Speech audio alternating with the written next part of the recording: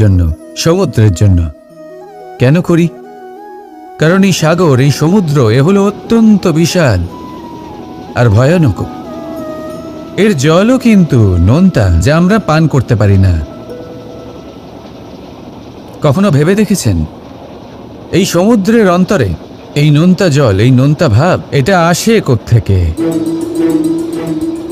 এই যে সমুদ্র, যে প্রবাহমান নদীর থেকে যে খনিজ নির্গত হয় তার ভাণ্ডার হলো এটা।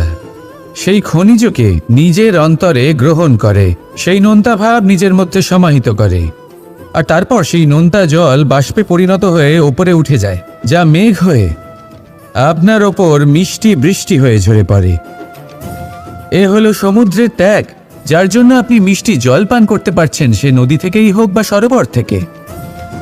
সেই জন্যই হয়তো সাগর হলো এত মহান, হয়তো সেই জন্যই রত্ন সাগরে পাওয়া যায়। তাই মনে রাখবেন, ক্ষমতা তারই হয় যে ত্যাগ করতে জানে, কোনো বিষকে নিজের মধ্যে ধারণ করে নিতে জানে। তাহলে আপনিও এটাই করুন, এতটাই শক্তিশালী হয়ে উঠুন, আর আমার সাথে ভালোবেসে বলুন রাধে।